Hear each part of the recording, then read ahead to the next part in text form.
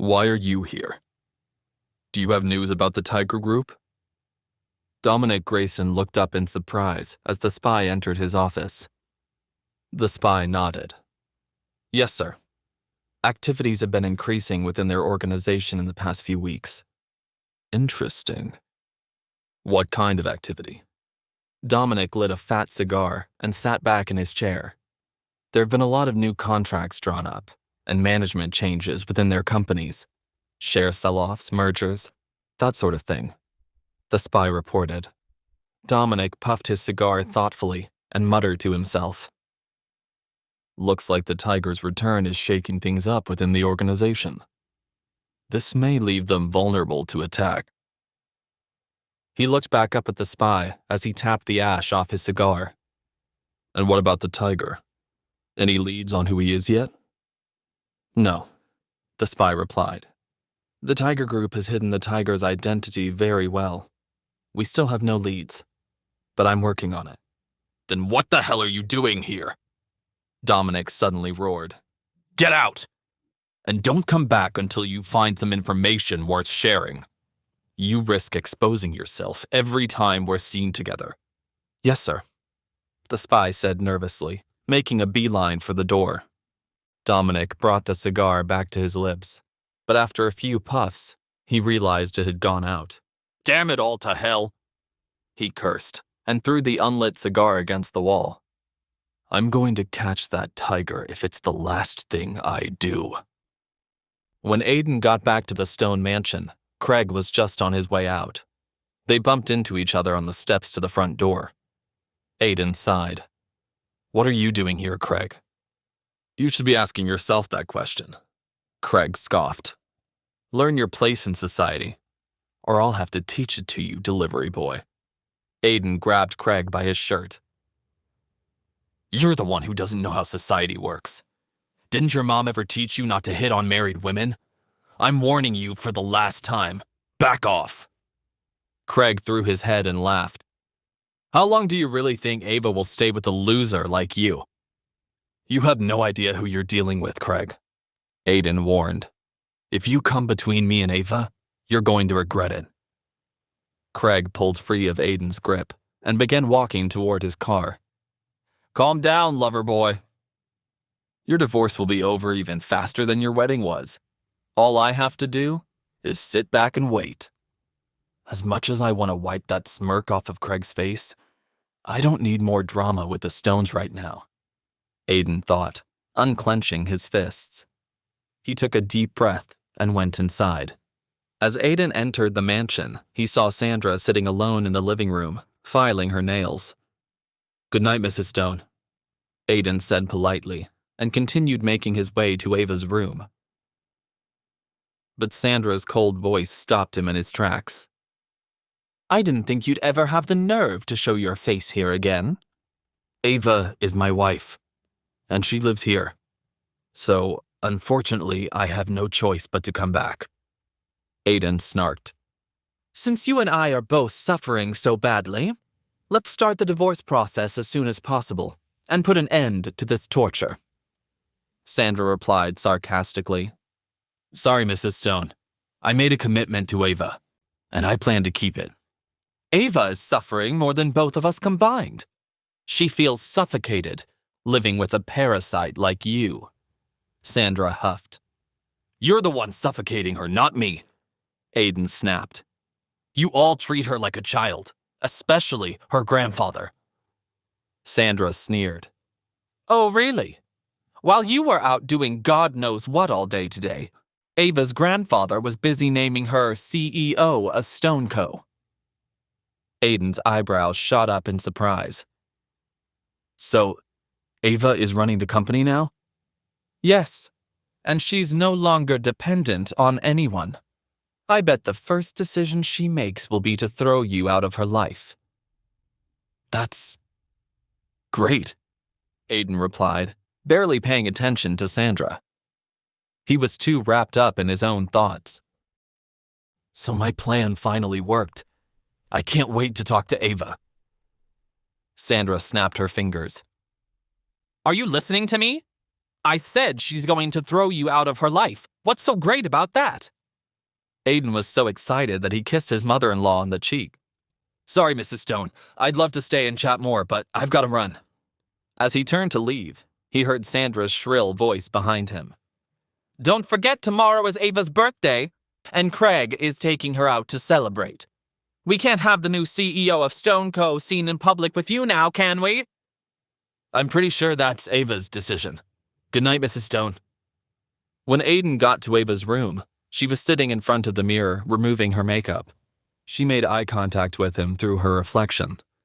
Where have you been all day? Were you with Charlotte again? Aiden shook his head and sighed. No, I wasn't with Charlotte. I told you, nothing is going on between us. I thought she already called you and explained what happened with the pictures. Ava stood up and looked him up and down suspiciously. Yes, she did. But that doesn't explain why you're just getting home now. Aiden shrugged. I had to work late, and you know how Chicago traffic is. Why are you asking so many questions? Did you miss me? He smirked and moved closer until they were standing just inches apart. Ava scoffed. We're married, aren't we? As your wife, I can ask you as many questions as I feel like. My wife. I do like hearing you say that. Aiden teased. But that doesn't answer my question. I think you care about me more than you let on. Ava blushed, but didn't turn away. Well, I think you do too. Aiden chuckled and tucked a loose strand of Ava's hair behind her ear. That's a good point. I guess I've never told you how beautiful you look without makeup. I do? Ava's lips parted as she locked eyes with Aiden, inviting him in. He tilted her chin up and kissed her passionately, yet gently, tasting the sweetness of her lips for the first time. Ava kissed him back just as eagerly, finally giving in to the tension that had been building between them for weeks. Suddenly, she stiffened and pushed him away. Why did you do that? She asked, trying to catch her breath. Aiden smiled. I've been wanting to do that for a very long time. I really do care about you, Ava. I guess I do really care about you, too. A little.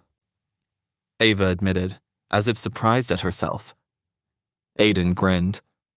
So, does that mean I get to celebrate your birthday with you tomorrow? Ava suddenly froze and pulled away.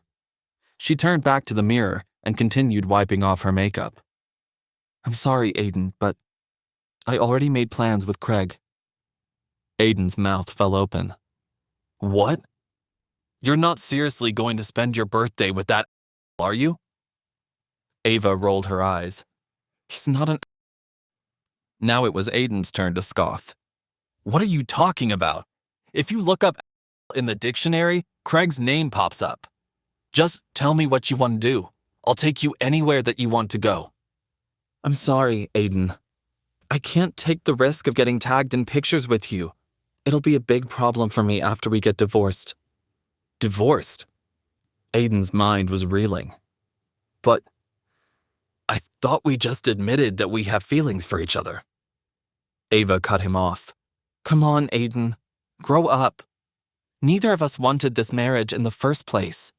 Now that my grandfather has named me CEO, we don't need to stay together. But what if we want to? Are you forgetting the night we met? Ava snapped. I woke up to find you in my hotel room. In my bed.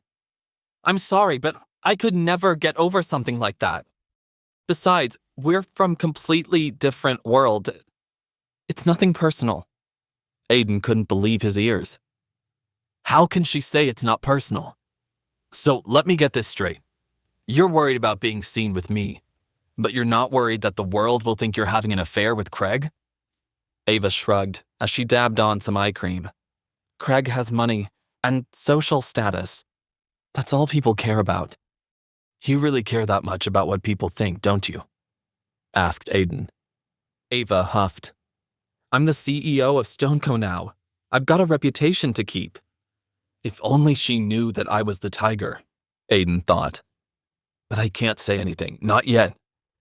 And besides, even if she knew I was the tiger, would she ever forgive me for what happened the night we met? I really wish I could remember. I'm going to bed now. Good night. Ava's voice brought Aiden back to the present. Do you want me to leave? Aiden asked. Ava yawned as she curled up under the blankets. You can sleep here, but stay on your side of the bed or it'll be the last time. By the time Aiden took a shower and got into bed next to Ava, she was already fast asleep. He wasn't tired yet, so he began scrolling through his phone. He came across an application that he had never seen before. What the hell is this? Another one of Cyrus's upgrades? Aiden wondered. His curiosity got the best of him, and he clicked it open. A series of video windows popped up on his screen, each with a date and timestamp. Aiden clicked on one of the videos, and footage of him getting jumped by Derek's goons began to play. Holy shit! This must be the footage from my car's security cameras, Aiden realized. I almost completely forgot about that feature.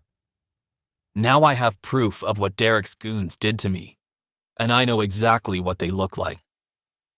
A new plan to get revenge on Derek and his goons began formulating in Aiden's mind.